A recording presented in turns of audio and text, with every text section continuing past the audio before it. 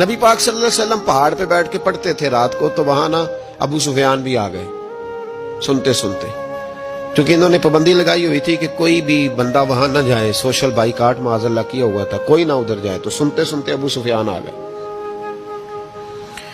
کہتے ہیں حضور قرآن پاک پڑھ رہے تھے تو مجھے لطف بڑا آیا سننے کا، تو وہاں ایک قریب جھاڑی تھی، تو ابو سفیان جھاڑی میں بیٹھ گئے۔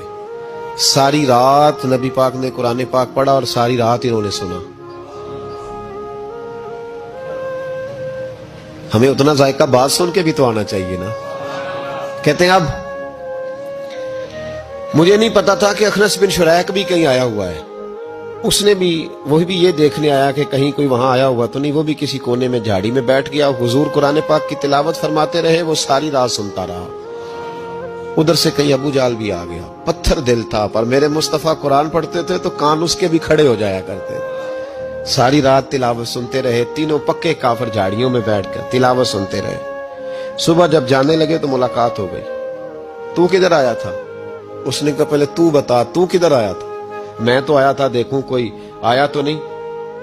میں تو کدھر؟ اس نے کہا میں بھی یہی دیکھنے آیا تھا کہ یہاں کوئی آتا جاتا تو نہیں۔ ابو جال زیادہ شاطر تھا، کہنے لگا خبردار کل کوئی نہ آئے، آج تو آ گئے کل نہ ہونا۔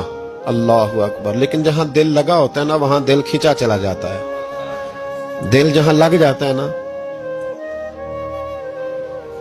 وہاں دل کھینچا چلا جاتا ہے۔ یہ دل کا بھی اپنا ایک معاملہ ہے نا۔ اب لگ گیا تھا قرآن پاک کی تلاوت سے۔ کہتے ہیں رات کو اپنی اپنی چارپائی پہ لیٹے، درد اگرچہ جان گزل ہے، میں کیا کروں میرا دل ہے، غمیش کا اگر نہ ہوتا تو غم روزگار ہوتا، اور وہ مزہ آتش نے کہا تھا، وہ مزہ دیا ہے تڑپ نے کہ میری آرزو ہے یا رب میرے دونوں پہلوؤں میں دل بے قرار ہوتا۔ کہتے ہیں کہ اگلی شام پھر آئی، وہی کیفیت، وہی انداز، وہی شوق۔ چارپائی پہ لیٹے پر کانوں میں وہ آواز رس گھولے، لیٹا نہ گیا، اٹھے پہنچے، لیکن آج جگہ بدل کے بیٹھ گئے تینوں۔ صبح ساری رات سنتے رہے محبوب کی تلاوت، صبح اٹھے تو پھر چوک میں ملاقات ہو گئی۔ تو کدھر آیا تھا؟ تو کدھر؟ ابھی بات ہونے۔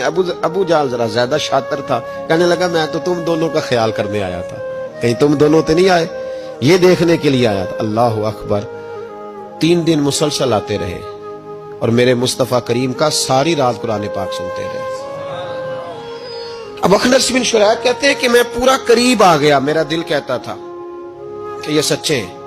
کہتے میں نے تیسرے دن مشورہ کیا، میں نے کہا یار پتا تجھے بھی ہے مجھے بھی ہے کہ نہیں آنا، پر ان کی آواز ایسی ہے، وہاں لذت ایسی ہے، نہیں نہ رہا گیا تجھ سے بھی۔ مان کیوں نہیں جاتا کہ ساری باتیں اپنی جگہ پر ان کی بات کانوں سے ہو کے دل میں اترتی چلی جاتی ہے، مانتا کیوں نہیں؟ اخنس بن شریک کہتے میں پورا قریب آ گیا، پر ابو جال نے مجھے پھر گمراہ کیا۔ کہنے لگا یار یہیں رہے ہیں، بچپن بھی یہیں گزارا ہے، معاذ اللہ 2 ہاتھ ہیں 2 آنکھیں ہیں، سارا کچھ وہی ہے، کان پٹیاں سفید ہوئی ہیں، تو کہتے میں اللہ کا نبی ہوں معاذ اللہ۔ اس نے وسوسہ اندوزی کی تو کہتے میں پھر بیک ہو گیا۔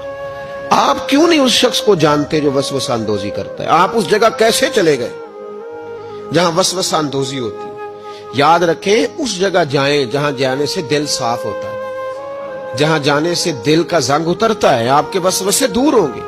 وہاں جائیں جہاں ایمان کی، یقین کی، تیقن کی دولت بڑھتی ہے۔ کیوں وہاں جاتے ہو جو بیک کر دیتا ہے؟